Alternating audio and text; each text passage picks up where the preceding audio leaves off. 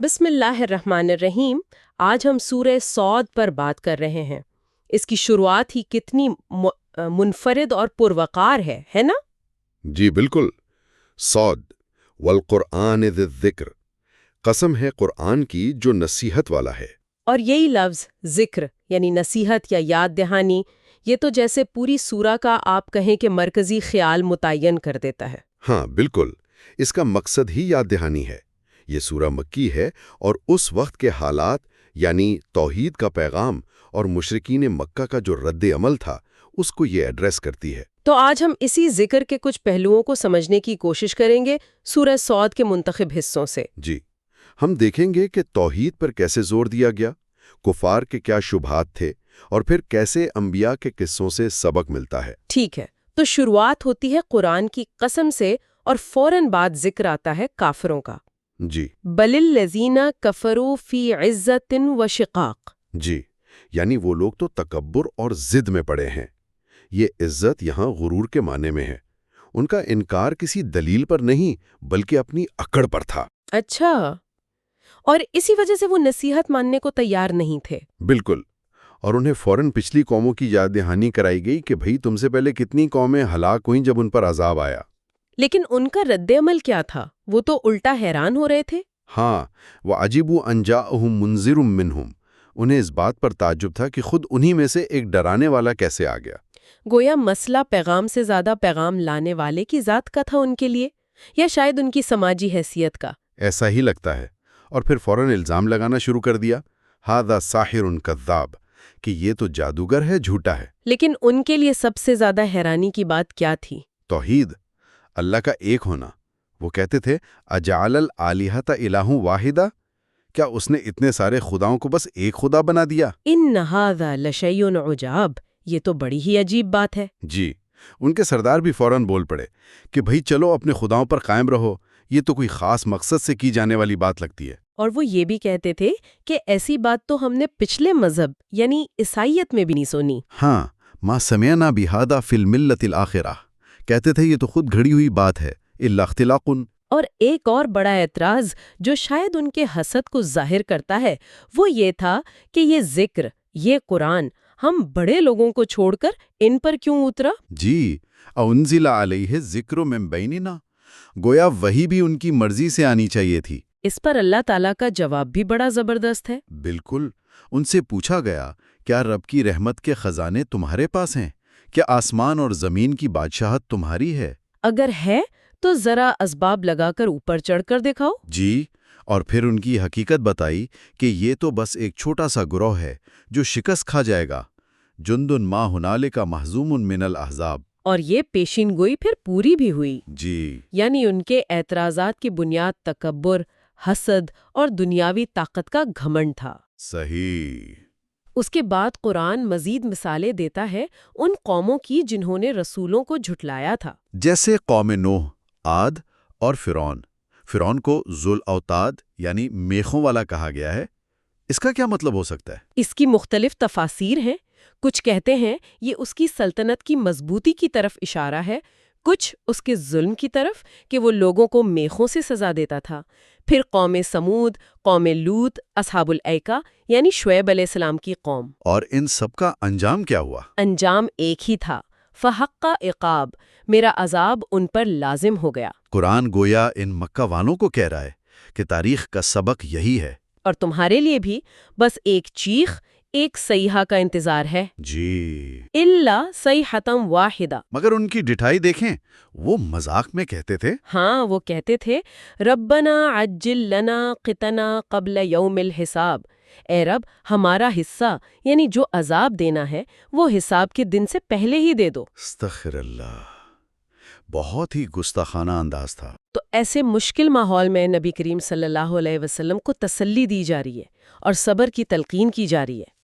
انہو اواب، ہمارے بندے داؤد کو یاد کرو جو بڑی قوت والے تھے اور بہت رجوع کرنے والے تھے۔ یہ دا عید یعنی قوت والے، اس سے کیا مراد ہے؟ صرف جسمانی طاقت؟ نہیں، اس میں جسمانی طاقت، حکومت کی طاقت، حکمت، روحانی قوت سب شامل ہیں۔ اور دوسری صفت اواب، یہ بہت اہم ہے۔ یعنی بار بار اللہ کی طرف پلٹنے والا، توبہ کرنے والا۔ ان کی شان کا ذکر ہے کہ پہاڑ اور پرندے بھی ان کے ساتھ تسبیح میں شامل ہو جاتے تھے۔ جی، صبح شام، بالعشی والاشراق۔ اور ان کی بادشاہت مضبوط تھی، انہیں حکمت دی گئی تھی اور فیصلہ کن بات کرنے کی صلاحیت، یعنی فصل الخطاب۔ لیکن پھر ان کی زندگی میں ایک آزمائش کا ذکر آتا ہے۔ 2 جھگڑنے والے لوگ دیوار پھاند کر ان کی عبادتگاہ میں آ گئے۔ ہاں، تصورو محراب، یہ واقعہ بڑا دلچسپ ہے۔ حضرت داؤد پہلے تو گھبرا گئے ان کو یوں دیکھ کر، لیکن انہوں نے کہا کہ ڈریے مت، ہم بس ایک مقدمہ لائے ہیں، آپ حق سے فیصلہ کر دیں۔ مقدمہ یہ تھا کہ ایک بھائی کہتا ہے میرے پاس 99 دمبیاں ہیں اور میرے اس بھائی کے پاس صرف ایک ہے، اور وہ 99 والا اس ایک کو بھی مانگ رہا ہے اور بات کرنے میں بھی مجھ پر غالب آ گیا ہے۔ جی، حضرت داؤد نے بظاہر صورتحال سن کر فوراً کہا کہ لقد ظلمک، اس نے تم پر زیادتی کی ہے۔ اور ساتھ ہی ایک عمومی بات بھی کہی کہ اکثر شراکت دار ایک دوسرے پر زیادتی کرتے ہیں سوائے ان کے جو ایمان لائے اور نیک عمل کریں، اور ایسے لوگ کم ہوتے ہیں۔ لیکن اسی وقت انہیں احساس ہوا، وَظَنَّ دَاؤُدُ أَنَّمَا فَتَنَّاهُ، داؤد سمجھ گئے کہ ہم نے انہیں آزمایا ہے۔ تو فوراً کیا کیا انہوں نے؟ فَاسْتَغْفَرَ رَبَّهُ وَخَرَّ رَاكِعًا وَأَنَابَ، اپنے رب سے معافی مانگی، سجدے میں گر پڑے اور رجوع کیا۔ یہ ان کے اواب ہونے کا ثبوت ہے۔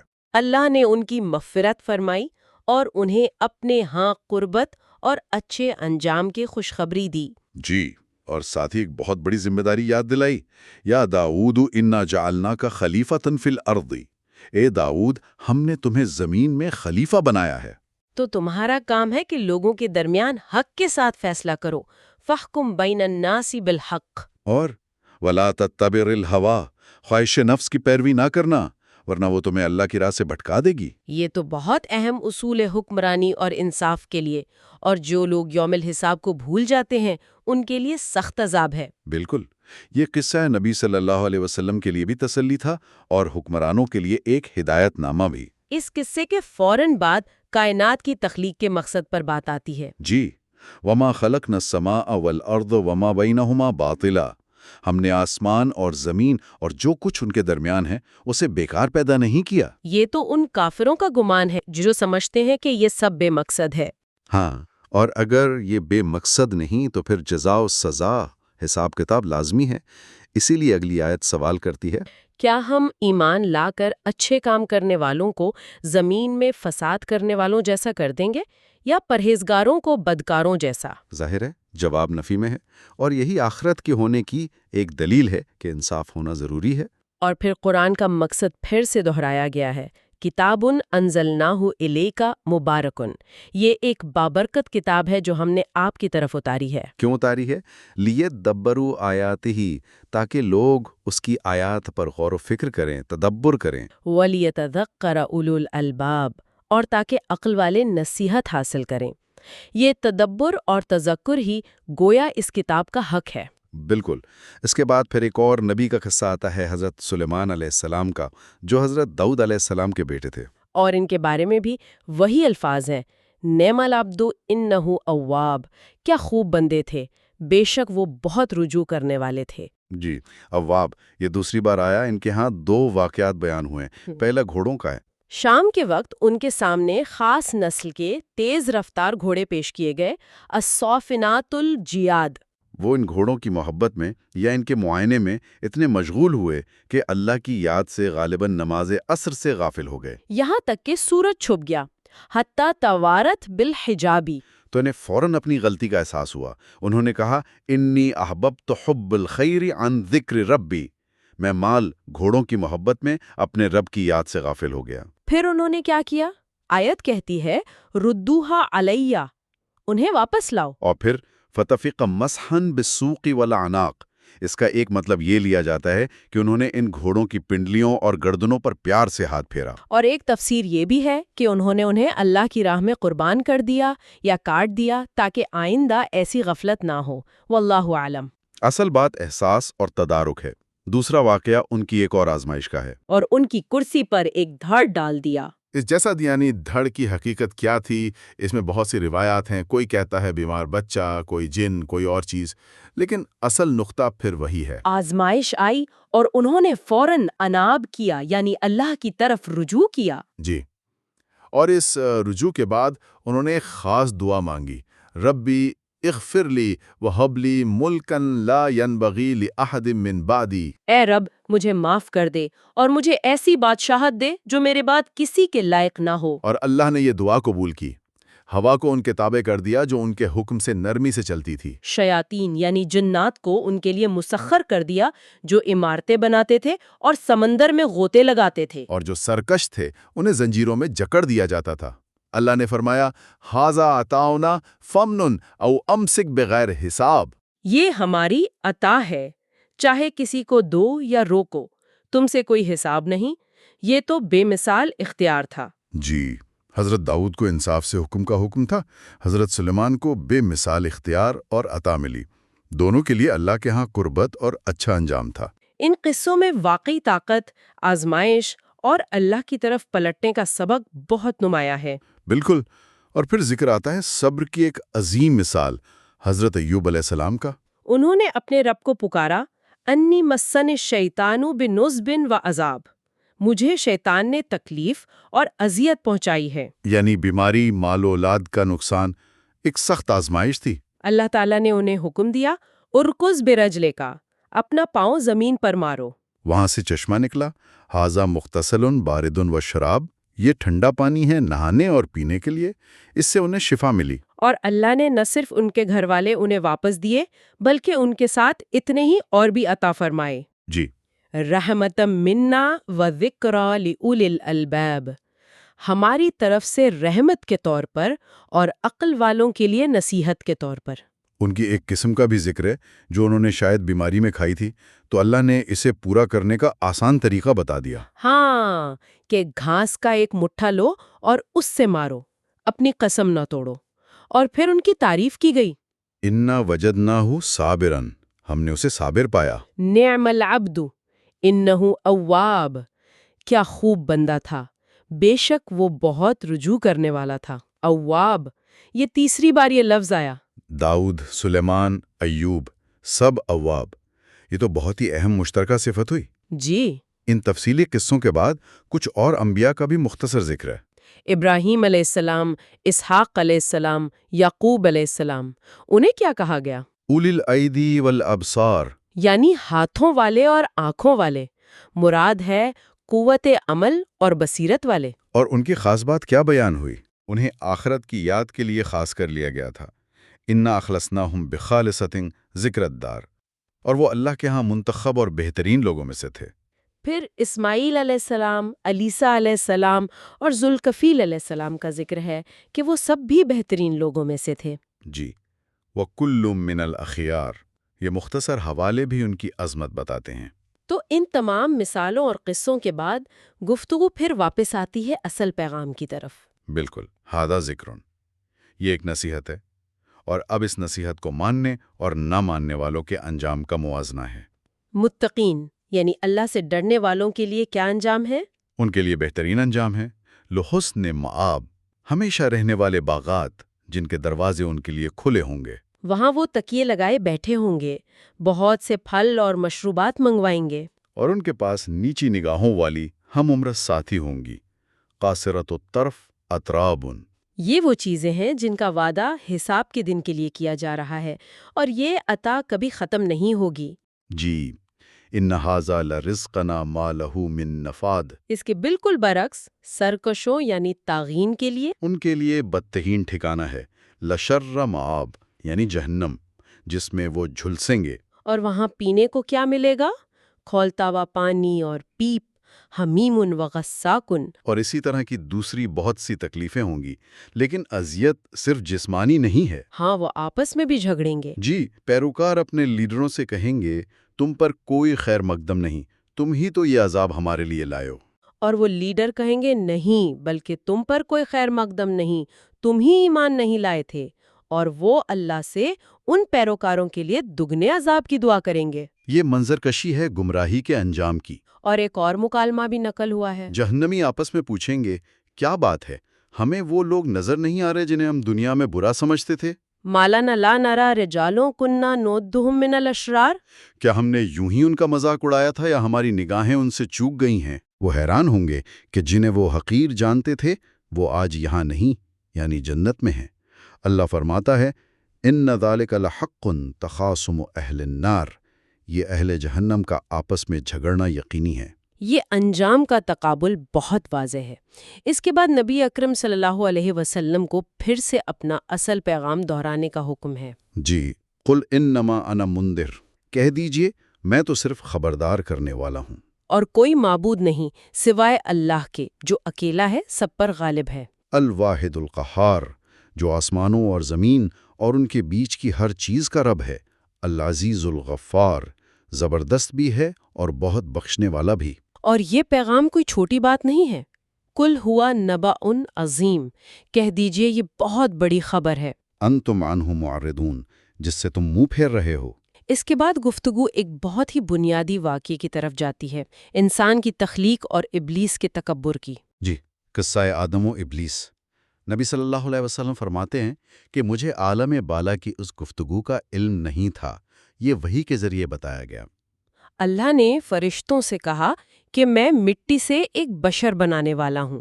اذ قال ربک للملائکۃ انی خالق بشرا من طین، پھر فرمایا جب میں اسے ٹھیک بنا لوں اور اس پہ اپنی روح پھونک دوں تو تم اس کے آگے سجدے میں گر جانا۔ تو تمام فرشتوں نے سجدہ کیا سوائے ایک کے۔ الا ابلیس، سوائے ابلیس کے، اس نے سجدہ نہیں کیا۔ کیوں؟ استکبر وکان من الکافرین، اس نے تکبر کیا اور وہ کافروں میں سے ہو گیا۔ اللہ نے اس سے پوچھا، اے ابلیس، تجھے کس چیز نے روکا کہ تو اسے سجدہ کرے جسے میں نے اپنے دونوں ہاتھوں سے بنایا؟ استکبرت ام کنت من العالین، کیا تو نے تکبر کیا یا تو بڑا عالی مقام تھا؟ ابلیس کا جواب اس کے تکبر کی جڑ بتاتا ہے۔ اس نے کہا انا خیر منہ، میں اس سے بہتر ہوں، خلقتنی من نار وخلقتہ من طین، تو نے مجھے آگ سے بنایا اور اسے مٹی سے۔ یہ نسل پرستی کی یا عنصری برتری کی پہلی مثال تھی، اپنی تخلیق کی بنیاد پر خود کو بہتر سمجھنا۔ اسی تکبر کی سزا ملی۔ اللہ نے فرمایا فخرج منہا فإنک رجیم، نکل جا یہاں سے، تو مردود ہے۔ وَإِنَّ عَلَيْكَ لَعْنَتِي إِلَىٰ يَوْمِ الدِّينِ، اور تجھ پر قیامت کے دن تک میری لعنت ہے۔ ابلیس نے مہلت مانگی قیامت کے دن تک کی۔ اللہ نے فرمایا تجھے مہلت دی گئی ایک مقررہ وقت تک۔ مہلت ملتے ہی اس نے اپنا ارادہ ظاہر کر دیا۔ قال فبعزتک لأغوینہم اجمعین، تیری عزت کی قسم میں ان سب کو ضرور گمراہ کروں گا۔ إِلَّا عِبَادَكَ مِنْهُمُ الْمُخْلَصِينَ، سوائے تیرے ان بندوں کے جنہیں تو نے خالص کر لیا ہو۔ اللہ کا حتمی فیصلہ آیا۔ قال فالحق والحق اقول، فرمایا تو حق یہ ہے اور میں حق ہی کہتا ہوں۔ لَأَمْلَأَنَّ جَهَنَّمَ مِنْكَ وَمِمَّنْ تَبِعَكَ مِنْهُمْ أَجْمَعِينَ، میں جہنم کو تجھ سے اور جو تیری پیروی کریں گے ان سب سے ضرور بھر دوں گا۔ یہ قصہ تکبر کے انجام، گمراہی کی ابتدا اور اللہ کے مخلص بندوں کے استثناء کو واضح کرتا ہے۔ سورہ کا اختتام نبی اکرم صلی اللہ علیہ وسلم کی طرف سے ایک اعلان پر ہوتا ہے۔ جی، قل ما اسألکم علیہ من اجر وما انا من المتکلفین، کہہ دیجئے میں تم سے اس تبلیغ پر کوئی اجر نہیں مانگتا اور نہ میں بناوٹ کرنے والوں میں سے ہوں۔ ان ہوا الا ذکر للعالمین، یہ تو بس تمام جہانوں کے لیے ایک نصیحت، ایک ذکر ہے۔ اور آخری آیت میں ایک طرح کی پیشین گوئی ہے، وَلَتَعْلَمُنَّ نَبَأَهُ بَعْدَ حِینٍ، اور تم اس کی خبر یعنی اس قرآن کی سچائی ایک وقت کے بعد ضرور جان لوگے۔ تو خلاصہ یہ ہوا کہ سورہ صاد توحید کے پیغام، اس کے انکار کا سبب اور پھر صبر، آزمائش اور اللہ کی طرف رجوع کرنے والے انبیاء کی مثالوں پر بہت زور دیتی ہے۔ داؤد علیہ السلام، سلیمان علیہ السلام، ایوب علیہ السلام، ان سب کی کہانیوں میں اواب ہونا یعنی اللہ کی طرف پلٹنا ایک مرکزی سبق ہے۔ جی، اور یہ سب کچھ جیسا کہ بار بار آیا، ذکر ہے، یاد دہانی ہے اور تدبر کا تقاضا کرتا ہے، یعنی گہرے غور و فکر کا، تاکہ عقل والے اس سے نصیحت پکڑیں۔ اور وہ آخری آیت وَلَتَعْلَمُنَّ نَبَأَهُ بَعْدَ حِینٍ، یہ واقعی ہمیں سوچنے پر مجبور کرتی ہے کہ اس پیغام کی سچائی وقت کے ساتھ کیسے آشکار ہوتی ہے۔ ہاں، شاید تاریخ کے واقعات، زندگی کے تجربات اور خود انسان کا اپنا انجام، وہ سب مل کر اس قرآن کی باتوں کی تصدیق کرتے چلے جاتے ہیں۔ یہ ایک مسلسل جاری رہنے والا عمل ہے۔